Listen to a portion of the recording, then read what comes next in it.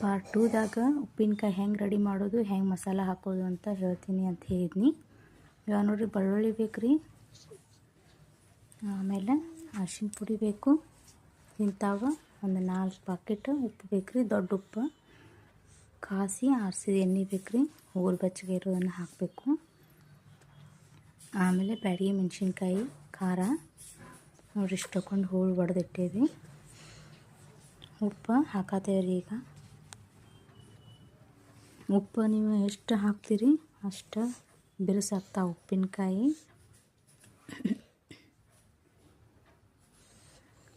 ಈಗ 2ನೇ ಪಾಕೆಟ್ ಹಾಕಿದ್ವಿ, ಅವು 4 ಪಾಕೆಟ್ ನಾವು ಹಾಕೇವಿ. ಇದು ಸಾಸ್ವೆ ನಾವೇನು ಬಿಸಿ ಮಾಡ್ಕೊಂಡಿಲ್ರಿ, ಹಂಗೆ ಗ್ರೈಂಡರ್ ಹೊಡೆದ ಪುಡಿ ಹಾಕತ್ತೇವಿ. ಅರಿಶಿನ ಪುಡಿ,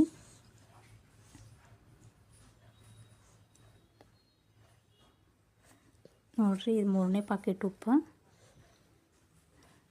ಸಣ್ಣ ಉಪ್ಪು ಹಾಕಂಗಿಲ್ಲ ರೀ, ದೊಡ್ಡ ಉಪ್ಪು ಹಾಕ್ತಾರೆ ಉಪ್ಪಿನಕಾಯಿಗೆ. ನಾವು ಹೆಂಗೆ ಹಾಕ್ತೀವಿ ಅಂತ ನಾವು ಹೇಳಾಕತ್ತೀವಿ.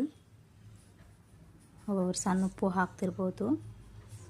ನೋಡಿರಿ ಖಾರ ನಾವು 2 ಥರ ಖಾರ ಯೂಸ್ ಮಾಡೀವಿ. ಒಂದು ಕಲರ್ ಇದ್ದದ್ದು ಬ್ಯಾಡಗಿ ಮೆಣಸಿನ್ಕಾಯಿ ಮತ್ತು ಸ್ವಲ್ಪ ಖಾರದ ಮೆಣಸಿನ ಪುಡಿನೂ ನಾವು ಯೂಸ್ ಮಾಡೀವಿ.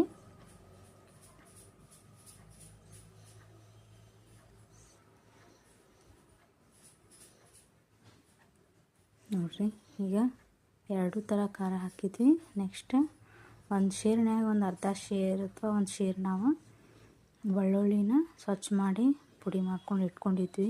ನೋಡಿರಿ ಕಾಸಿದ ಎಣ್ಣೆ ಹಾಕತ್ತೀವಿ, ಬೆಳ್ಳುಳ್ಳಿ ಮತ್ತು ಕಾಸಿದ ಎಣ್ಣೆ.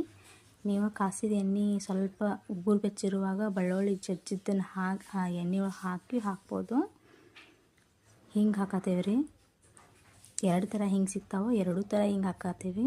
ಒಂದು ಹಿಂಗಡ, ಇದು ಹಿಂಗಡ್ರಿ, ಹಿಂಗಡ ಅಂತಾರೆ. ಇದನ್ನು ಜಜ್ಜಿ ಪುಡಿ ಮಾಡಿ ಇದನ್ನು ಹಾಕತ್ತೀವಿ. ಇವನ್ನೆಲ್ಲ ಹಾಕೋದ್ರಿಂದ ಉಪ್ಪಿನಕಾಯಿ ಬಿರುಸಾಗ್ತಾವೆ ರೀ. ಈಗ ಕಲಸಾತೀವಿ.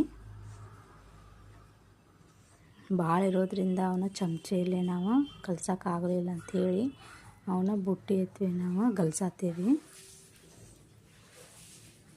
ನಮ್ಮ ಸೈಡೆಲ್ಲ ಈ ಉಪ್ಪಿನಕಾಯಿದು ಭಾಳ ಹಾಕ್ತಾರೆ ರೀ, ಉತ್ತರ ಕರ್ನಾಟಕದ ಕಡೆ, ಮಲೆನಾಡ ಭಾಳ ಉಪ್ಪಿನಕಾಯಿ ಹಾಕ್ತಾರೆ ನಮ್ಮ ಕಡೆ ಎಲ್ಲ.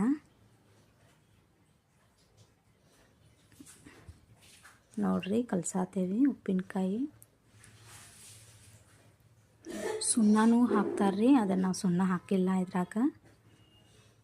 ಬರೀ ಉಪ್ಪು, ಖಾರ, ಅರಿಶಿನ ಪುಡಿ, ಹಿಂಗ, ಹಿಂಗಡ ಮತ್ತು ಎಣ್ಣೆ